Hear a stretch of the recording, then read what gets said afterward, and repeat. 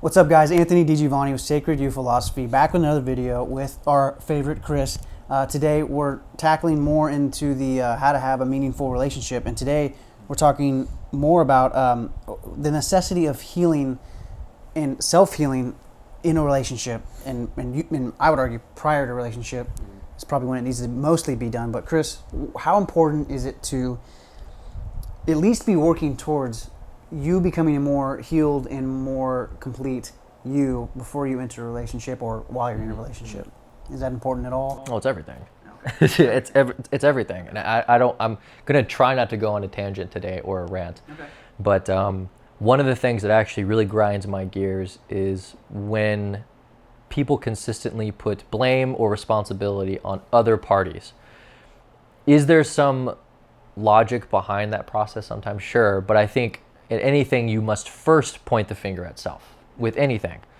If you're an athlete, don't point at the refs. If you're in a relationship, don't point at spouse. If you're at your job, don't point at boss. The first thing you do is point at self. So I'm sure there's some validity to what you're saying when you point the finger, but you need to look at self first. So the importance of healing self before a relationship, I genuinely cannot say enough about that.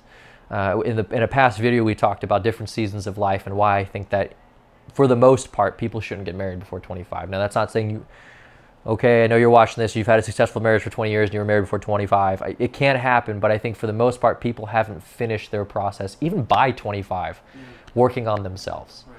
The more work you do on self first, the higher the chance that your relationship will be better. Yeah. Second. Well, what do you tell people? I mean, people are so scared of that. You're ultimately telling people they have a responsibility to look at themselves and their input into the situation first. I feel like that probably scares a lot of people. I like that. Well, they don't want to do it. It's just like with anything else. Yeah. Like, I can't be fit because I'm big boned. Or, right. I mean, it's like there's so many different reasons why you can't do something that you will place on yourself to take responsibility away. Because it's easier. It's just easier not to care. It's easier not to put forth the effort. But it's not better. Okay, it's just not better. And one of my favorite philosophies of life that I really wish people would adopt is you need to be selfishly selfless.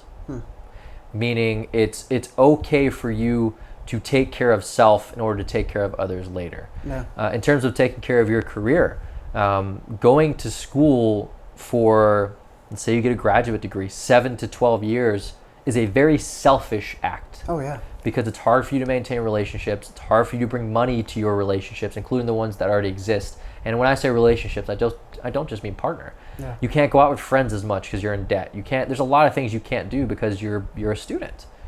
Good. You're setting yourself up to have healthier relationships later, and you're going to see who's there for you throughout that test of sacrifice. Yep. You have to be selflessly selfish sometimes. And I said it wrong the first time, sorry. It's selflessly selfish.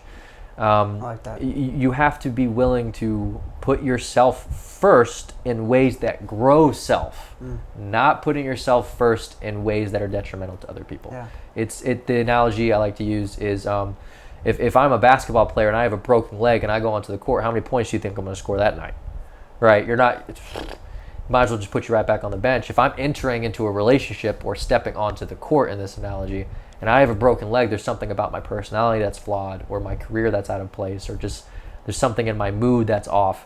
I have to manage that first before I can go onto the court. I have to.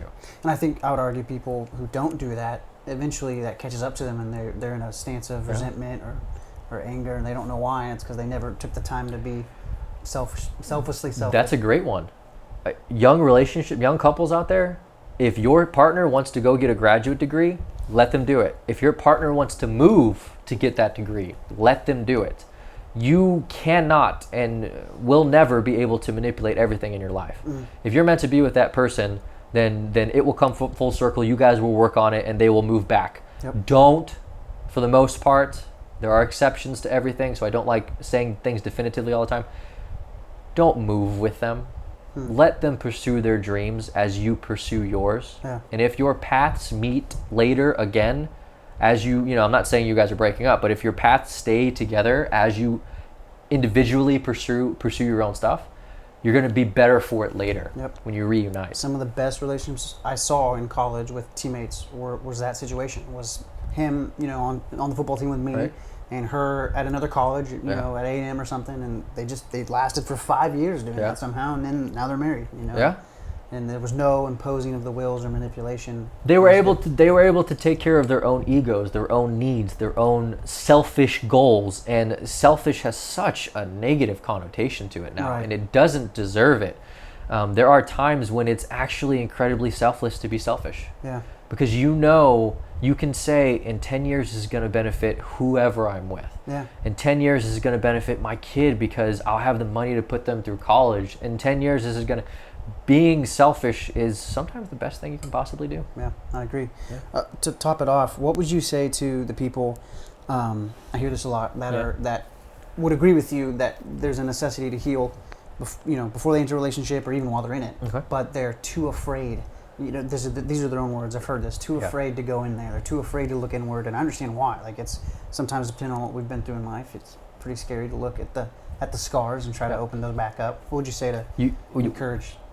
Encourage, I think, is better. I'm glad you said that, because you can't convince. Yeah. I hate when I have a parent or somebody come in, or a couple, and they want me to convince the other person that this is important or that they should do a certain thing. You can't convince somebody long term. You can convince somebody to do things short term, but not long term, because you have to change their foundation. Yeah. Encourage is better.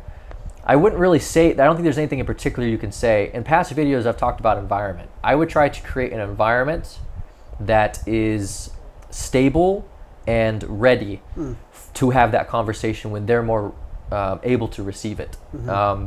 You can throw some hints down to them, but I'm telling you, you're not going to convince somebody who's already decided that they're not going to do it. Oh, absolutely. They have a confirmation bias in their head that they're not going to do this, and so you have to say, okay, knowing that when the storm comes, you'll be ready, because you're going to set an environment in place. You're going to keep that door open for them. I don't think there's anything, one individual thing you should say, so much as a combination of things that create an environment of preparation and readiness for when it's time for them to make that change. When they're planting seeds, that's what it is. It's no one thing that and let's just say you do convince them, you say just the right thing in that moment to convince them.